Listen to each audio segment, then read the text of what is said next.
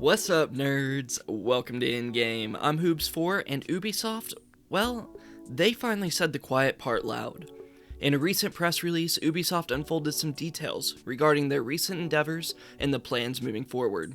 And in short, it's not going well. So without further ado, let's dig in, see what Ubisoft is up to, and enter gaming.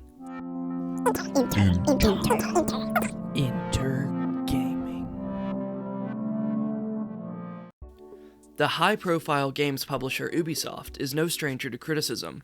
Their games in recent years have come under fire numerous times for a lack of creativity and oversaturation of open-world environments.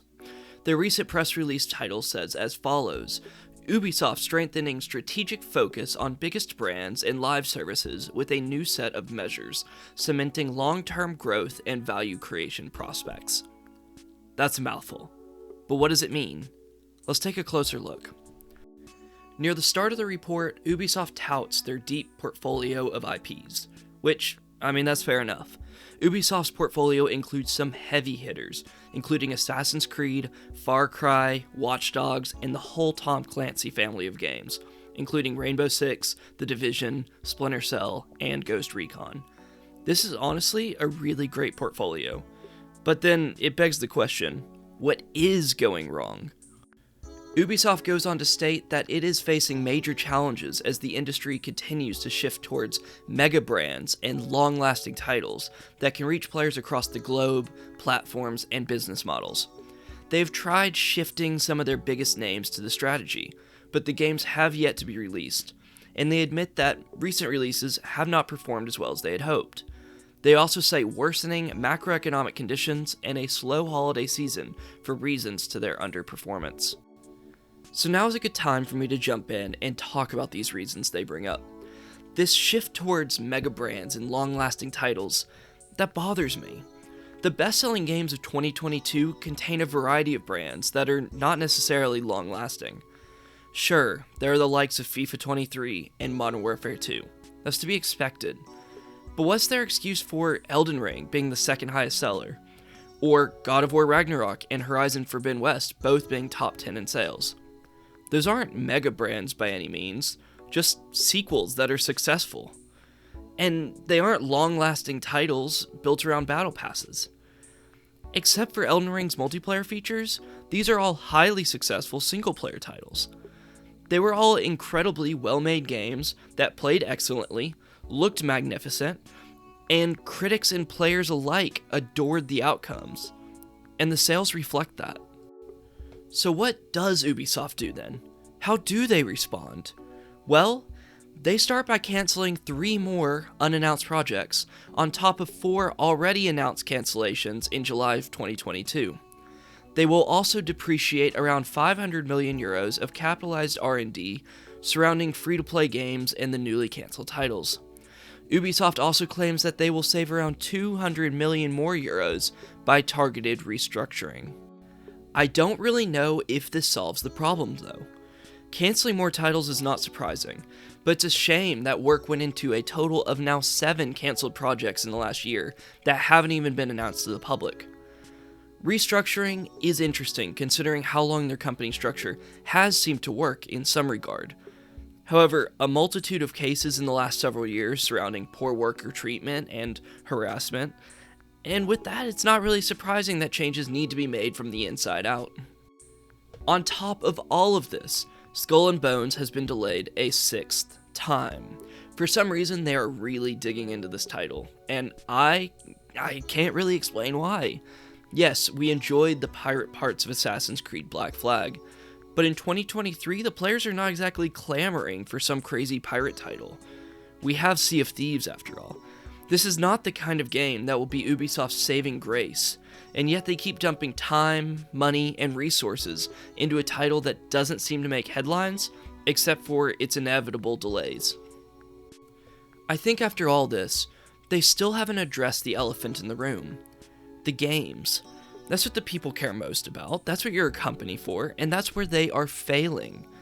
When is the last time an Ubisoft title really blew you away with something crazy and unique? A game that really brought something new to the table and felt entirely like its own identity. I mean, honestly, for me, I'm going back to Far Cry 3. That's how long it's been, and that's 2012. Since then, Ubisoft jumped on a bandwagon and became the poster child for massive and overly saturated open worlds. Assassin's Creed, Far Cry, Watch Dogs, even Ghost Recon, they've all fallen into the same genre trap that Ubisoft created for them. Sure, there are differences by each IP, but Assassin's Creed, for example, lost its entire identity in this open world scheme. It went from a condensed stealth game to all-out war in massive action-adventure titles like Origins, Odyssey, and Valhalla. And don't get me wrong, I really like these games. Especially Odyssey really struck a nice chord. But they're not Assassin's Creed, and I think most of the public would agree. To me, Assassin's Creed is Assassin's Creed 2, the first game with Ezio, and my favorite Assassin's Creed game of all time. To me, it was everything an Assassin's Creed game should be. It was short enough, it was condensed, it had a good story, it was stealth-based. And honestly, it's my favorite game out of all of Ubisoft's portfolio. Let me know down in the comments what your favorite Ubisoft title is, because I want to know what diversity of favorites is out there. But let's look at some of their other releases. Far Cry 6 in 2021 was well received and a fun game, but it also followed the Far Cry formula to a T. It didn't bring anything new to the table. It was the exact same structure as 5, as 4, and as 3, which is good, but where is the creativity? Rainbow Six Extraction is another example. Basically, a PvE event for Rainbow Six Siege that was well received, and so they turned it into a full-fledged game of its own. But after a few rounds, everything starts to feel the same, and it really wasn't all that different. Now, there is one exception to these releases, and I find it really interesting, and so I want to talk about it. Yves Guillemot, co-founder and Ubisoft CEO, makes a point that Mario plus Rabbids Sparks of Hope underperformed, especially in the holiday season and first of the year. Now, I find this really interesting because I think this is actually one of their best games in recent years. Kingdom Battle was a fine game a few years back, and it was plenty of fun, but Sparks of Hope took that formula and improved on it in so many ways. I was actually shocked at how much better it turned out. So, why did it underperform? It improved on an established and well-received IP, and it's full of humor, charm, and creativity.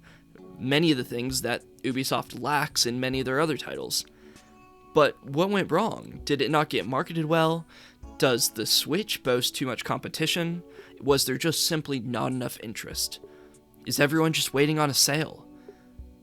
Honestly, I really don't know the answer to this one, and I'm interested to see how the game does in time.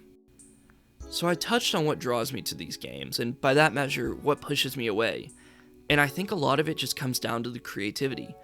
As Far Cry 6 was approaching, I remember guessing at certain aspects that I thought would return from Far Cry 5, and I was right on many of them. Assassin's Creed Valhalla, I had a feeling how the world would be crafted, and it turned out to be another busy UI and large-scale game. After all these issues that Ubisoft has said, after their underperformance, to me, the answer isn't in Skull and Bones. The answer for the long run isn't canceling all these unannounced titles. To me, the answer is in a mix of creativity and getting back to basics. I have high hopes for Assassin's Creed Mirage. I think if Ubisoft follows through and strips back the game to a more linear, stealth-driven experience, I think the player base will go crazy and it could be a true revival of the series. At this point, I can only hope that Ubisoft, a once top-tier publisher, learns some lessons. And I hope they can get back to delivering wonderful experiences to players around the world, and get back to their best as a company. Thank you guys for watching. Be sure to leave me your thoughts down in the comments below. Let me know, how do you think Ubisoft can solve this? I'm Hoobs4, and this is InGame. Thank you for watching, right here on InGame. Be sure to like, comment, and subscribe for more content.